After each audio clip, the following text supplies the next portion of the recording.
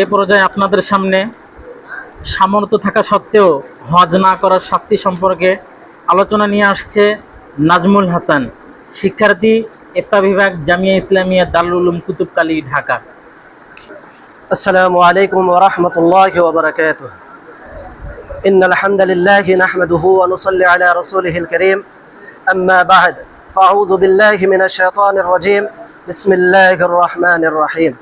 ولله على الناس حج البيت من استطاع إليه سبيلا ومن كفر فإن الله غني عن العالمين. وقال رسول الله صلى الله عليه وسلم: بني الإسلام على 5 شهادة أن لا إله إلا الله وأن محمد رسول الله وإقام الصلاة وإيتاء الزكاة وصوم رمضان وحج البيت من استطاع إليه سبيلا أو كما قال عليه الصلاة والسلام. অধ্যকার আজকের এই ইলমে মুহাজারার সম্মানিত সভাপতি এবং আমার সামনে বসা বাংলার দূর দূরান্ত থেকে ছুটে আসা এক ঝাঁক এলএম পিপাসু ছাত্র ভাইয়েরা, সকলকে আমার অন্তরের অন্তঃস্থল থেকে আন্তরিক মোবারকবাদ এবং অভিনন্দন। প্রিয় তালিবুল ইলম ভাইয়েরা আমার, আজকে আমাকে যে বিষয়টি দেওয়া হয়েছে সেটা হলো কারো সামর্থ্য থাকা সত্ত্বেও যদি হজ না করে তার শাস্তি কি, এর উপর কিঞ্চিত পরিমাণ আলোকপাত করার চেষ্টা করব ইনশাআল্লাহ। আল্লাহ তাআলা প্রত্যেক সমর্থবান ব্যক্তির উপর হজকে ফরজ করেছেন। তাই কোরআনুল কারিমে আল্লাহ তাআলা ইরশাদ করেন: ওয়ালিল্লাহি আলান নাসি হাজ্জুল বাইতি মান ইসতাতাআ ইলাইহি সাবিলা ওয়া মান কাফারা ফাইন্নাল্লাহা গনিয়্যুন আনিল আলামিন। যে তোমাদের মানুষদের মধ্য থেকে যারা বাইতুল্লাহ আল্লাহ তাআলার ঘরে পৌঁছার সামর্থ্য রাখে তারা যেন হজ করে, আর যারা সামর্থ্য থাকা সত্ত্বেও হজকে অস্বীকার করে তারা যেন জেনে রাখে যে আল্লাহ তাআলা বিশ্বজগতের প্রতি অমুখাপেক্ষী।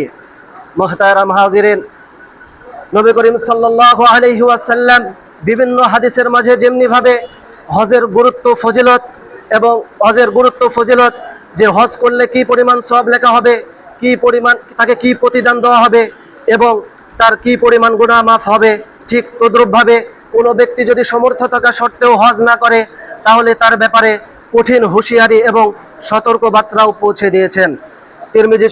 তিরমিজি শরীফের এক হাদিসের মাঝে উল্লেখ আছে যে নবী করিম সাল্লাল্লাহু আলাইহি ওয়াসাল্লাম ইরশাদ করেন: মান মাতা ওয়া লাম ইয়াহুজ্জ হাজ্জাতাল ইসলাম মিন গায়রি আন ইয়ামনাহু সুলতানুন জাইরুন আও মারাদুন হাবিসুন আও আদুউন যাহিরুন ফালিয়ামুত ইনশাআ ইয়াহুদিয়া ওয়া ইনশাআ নাসরানিয়া ওয়া ইনশাআ মাজুসিয়া।